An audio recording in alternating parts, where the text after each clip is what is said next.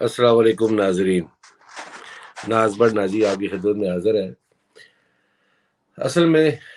آج اس موضوع پہ آپ سے بات کرنی تھی۔ وہ موضوع یہ ہے کہ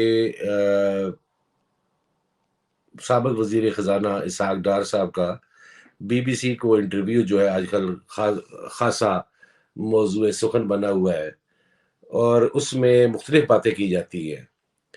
مجھے پہلے تو میرا خیال نہیں تھا کہ اس پہ کوئی بات کی جائے، لیکن میں نے آج سابق لیفٹیننٹ جنرل امجد شعیب صاحب کو سنا تو مجھے بھی خیال آیا کہ بات کرنی چاہیے۔ امجد شعیب صاحب جو ہیں، انہوں نے کہا کہ اسحاق ڈار جو ہے اس کو شاہد خاقان عباسی اپنے جہاز میں چھپا کے لے گیا اور وہ یہاں سے بھاگے، اور حدیبیہ پیپر میل اور پتہ نہیں کیا کیا وہ وضاحتیں پیش کر رہے تھے اپنے یوٹیوب کے پروگرام میں۔ تو اس وقت انہیں یہ خیال نہیں رہا کہ جنرل مشرف صاحب کو جب کورٹ نے سزا دی تو وہ کورٹ سے کیسے فرار ہوئے تھے؟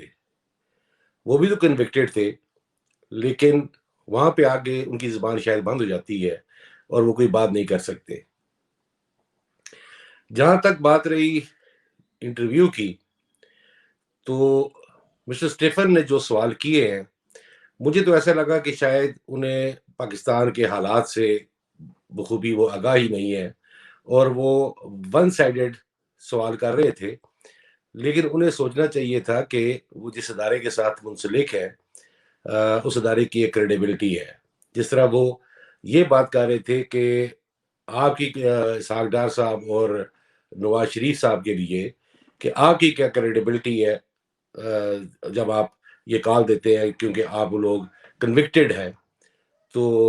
ان کو یہ ضرور سوچنا چاہیے تھا کہ وہ کنوکشن تھی کیا، اور انصاف کا نظام جو ہے اس کے حوالے سے، پاکستان میں جو بالخصوص نظام انصاف ہے اس کے حوالے سے ان کو یہ علم ہونا چاہیے تھا، اور ایک صحافی کی حیثیت سے ان کو اس بات کی خوبی ادراک ہونا چاہیے تھا کہ پاکستان میں تو ہائی کورٹ کے سینئر موسٹ جج جس نے یہ بات کہی کہ انہیں آئی ایس آئی نے آفر کی کہ آپ اگر ان کے حق میں فیصلہ کریں تو آئی ایس آئی کے حق میں فیصلہ کریں تو، اور نواز شریف کے خلاف فیصلہ کریں تو آپ کو ہم چیف جسٹس بنا دیتے ہیں۔ اور جب انہوں نے یہ بات ایک بار کے ایک فنکشن میں کہی تو بغیر کسی تحقیق کے ان کو فارغ کر دیا گیا، اور اب 2 سال سے وہ شخص جو ایک موسٹ سینئر جج تھا ہائی کورٹ کا، وہ انصاف کے لیے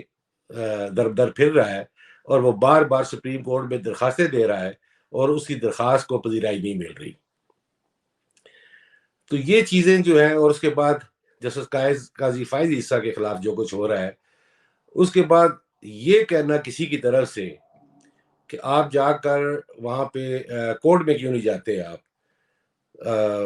اسحاق ڈار کو جب انہوں نے یہ کہا تو اس کو کیا یہ علم نہیں تھا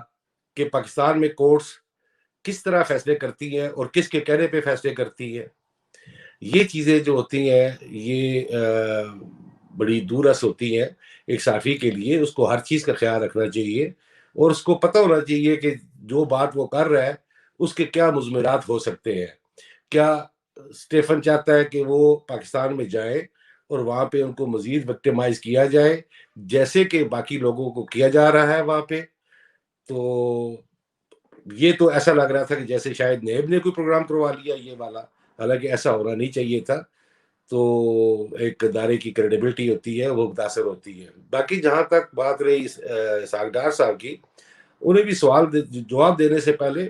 ٹو دا پوائنٹ جواب دینا چاہیے تھا، اور لمبی چوڑی بات کرنے سے گریز کرنا چاہیے تھا۔ تو باقی جہاں تک اسٹیفن کی بات رہی، تو وہ کم از کم جو ہے مجھے نہیں لگتا کہ وہ بندہ کوئی تیاری کے ساتھ تھا۔ اگر تیاری کے ساتھ ہوتا تو ایک اور پروگرام کے یوٹیوب میں میں نے دیکھا کہ اس نے بڑی اچھی بات کی، انہوں نے کہا جی کہ وہ بتاتا جی کیونکہ جائیدادیں کہاں کہاں پہ ہیں، اس کے پاس ثبوت ہونے چاہیے تھے، تیاری ہونی چاہیے تھی۔ لیکن لگتا ہے ایسے ہی تھا کہ بس وہ بس اس بات پہ مصر تھا کہ بھائی آپ یہاں پہ آئے ہیں علاج کے لیے، آپ کنوکٹڈ ہیں اور آپ واپس نہیں جا رہے، کورٹس کا سامنا نہیں کر رہے، تو اس کے لیے کم از کم اس بندے کو یہ علم ہونا چاہیے تھا کہ پاکستان میں کورٹس کے حالات کیا ہے. تو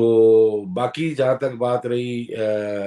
ساحر ڈار صاحب کی، اس نے تو کم از کم صحیح جواب دیے. انہوں نے کہا جی کہ ٹھیک ہے، ہمیں جو ہے تو ہم نے جو جی ڈی پی گروتھ تھی اس کو ہم نے یہاں تک لایا، ہم نے یہ کام کیا، ہم نے وہ کام کیا. اور حکومت کے حوالے سے جو سیاسی بات بھی ہو سکتی ہے، جو سیاسی بات بھی ہے اور جو عام لوگوں کا بھی ہے وہاں پہ، جو پاکستان میں خود دیکھ کے آیا ہوں کہ پاکستان میں لوگوں کے حالات کیا ہے اور وہ اس وقت کیا کر رہے ہیں اور کیسے بیچارے گزر بسر کر رہے ہیں. اور مہنگائی سے ہر بندہ تنگ ہے. تو مجھے نہیں سمجھ آتی کہ وہ اسٹیفن کو عدم استحکام، انسٹیبلٹی کیا لگتی ہے. کیونکہ جو بات اس نے کہی جی کہ آپ انسٹیبل کرنا چاہتے ہیں، پاکستان تو آلریڈی انسٹیبل ہے اس معیشت کے حوالے سے، لوگوں کے روزگار کے حوالے سے اور مہنگائی کے حوالے سے. تو یہ سب چیزیں جو ہوتی ہے یہ اس کو پتہ ہونی چاہیے تھی. جب وہ سوال کر رہے ہیں تو اس کو پتہ ہونا چاہیے کہ میں سوال کر رہا ہوں تو اس کا بعد میں کیا رد عمل ہوگا. بہت بہت شکریہ.